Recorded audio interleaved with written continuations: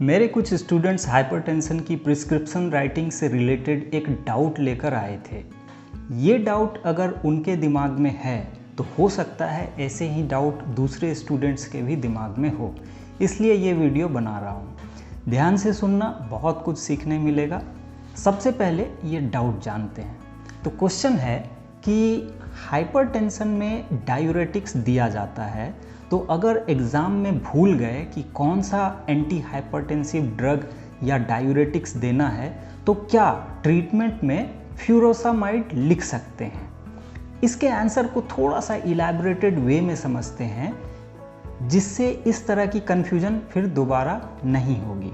First of all, exam में जब भी हमें कोई ड्रग प्रिस्क्राइब करना होता है तो हमें एक क्लिनिकल केस सिनेरियो दिया जाता है जिसमें पेशेंट की प्रेजेंट कंडीशन डिस्क्राइब की जाती है। जैसे पेशेंट का age, sex, comorbidity, concomitant medication, lab test report, ये सारी चीज़ें लिखी होती है और हमें इन सारे फैक्टर्स को ध्यान में रखकर एक पर्टिकुलर मेडिसिन को सेलेक्ट करना पड़ता है।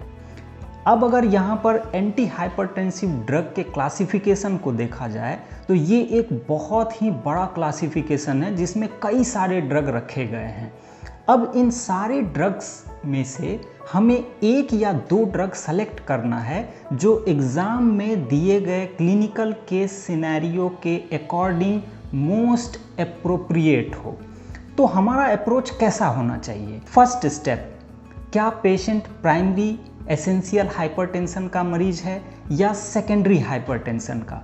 जनरली एग्ज़ाम में प्राइमरी एसेंशियल हाइपरटेंशन का ही केस दिया जाता है क्योंकि दोनों के ट्रीटमेंट अप्रोच अलग होते हैं। सेकेंड स्टेप, पेशेंट हाइपरटेंशन की कौन सी कैटेगरी में है? क्या वो माइल्ड है या मॉडरेट है या सीवियर कैटेगरी में है? मतलब बीपी कितना बढ़ा हुआ है? कम बढ़ा है तो उसके लिए अलग डोज और कैटेगरी के ड्रग हैं, और अगर बहुत ज़्यादा बढ़ा है तो उसके लिए अलग तरह के ड्रग्स हैं। थर्ड स्टेप, पेशेंट की एज कितनी है? क्योंकि यंग पेशेंट और ओल्ड एज पेशेंट के लिए अलग अलग ड्रग होते हैं।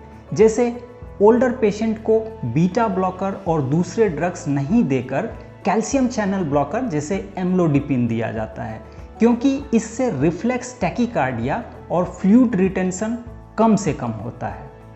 फोर्थ स्टेप है कि क्या पेशेंट को कोई कोमॉर्बिडिटी भी है, मतलब हाइपरटेंशन के साथ कोई और बीमारी तो नहीं है। फॉर एग्जांपल, अगर पेशेंट को हाइपरटेंशन और डायबिटीज़ दोनों है तो definitely drug of choice angiotensin converting enzyme inhibitor या एंजियोटेंसिन 2 रिसेप्टर ब्लॉकर होगा, क्योंकि ये ड्रग बीपी कम करने के साथ साथ डायबिटीज़ के कॉम्प्लिकेशंस जैसे proteinuria, kidney damage, nephropathy, retinopathy, इन सब में भी बेनिफिशियल होता है।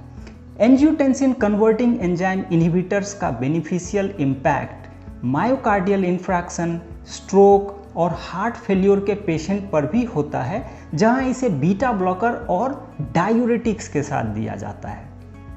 नेक्स्ट स्टेप में हमें यह भी देखना होगा कि क्या पेशेंट प्रेग्नेंट वुमेन तो नहीं है, क्योंकि तुम्हें पता होगा कि प्रेगनेंसी में कई सारे ड्रग्स कॉन्ट्राइंडिकेटेड होते हैं, क्योंकि ये ड्रग मदर और फीटल ब्लड सर्कुलेशन को डिस्टर्ब करते हैं। साथ ही इसमें टेराटोजेनिक इफेक्ट भी हो सकता है, जिससे बच्चों में कॉन्जेनाइटल एनोमलीज होने के चांसेस बढ़ जाते हैं।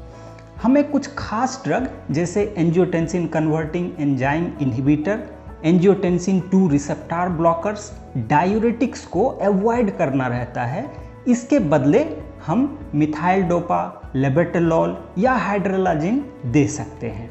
अब तुम लोगों को एक ओरिएंटेशन आ रहा होगा कि प्रिस्क्रिप्शन राइटिंग में किसी भी पर्टिकुलर ड्रग को सेलेक्ट करने से पहले हमें कितने सारे फैक्टर को ध्यान में रखना पड़ता है। अब हम वापस अपने क्वेश्चन पर आते हैं कि क्या फ्यूरोसामाइड को हाइपरटेंशन के प्रिस्क्रिप्शन में लिख सकते हैं? देखो, डायूरेटिक की एक अलग क्लासिफिकेशन है जिसमें थायाजाइड डायूरेटिक्स को हाइपरटेंशन में सबसे ज़्यादा यूज किया जाता है, क्योंकि इसका ड्यूरेशन ऑफ एक्शन फ्यूरोसामाइड से लंबा होता है। थायाजाइड डायूरेटिक फ्यूरोसामाइड के जितना स्ट्रॉन्ग नहीं होता, जिससे इलेक्ट्रोलाइट इम्बैलेंस और हाइपोवोलेमिया होने का खतरा भी नहीं होता है। और सबसे अच्छी बात कि थायाजाइड का जितना डोज डायूरेटिक एक्शन के लिए चाहिए, उससे कम डोज में एंटी हाइपरटेंसिव इफेक्ट आ जाता है। ये सारी बातें हमें इसलिए ध्यान में रखनी पड़ती है क्योंकि हाइपरटेंशन में ट्रीटमेंट बहुत लंबे समय तक चलता है और ऐसे में पर्टिकुलर ड्रग का लॉन्ग टर्म इम्पैक्ट हमारे बॉडी पर क्या पड़ने वाला है, इसे भी हमें ध्यान रखना पड़ता है।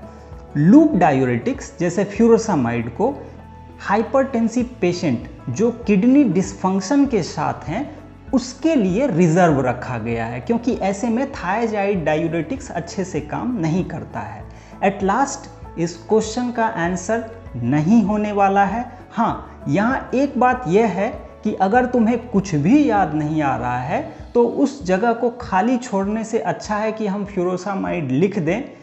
उसके बाद ये सब एग्जामिनर के ऊपर डिपेंड करता है कि वो तुम्हारे इस आंसर पर कितना मार्क्स देते हैं, क्योंकि कहीं ना कहीं ये ड्रग हाइपरटेंशन से रिलेटेड तो है।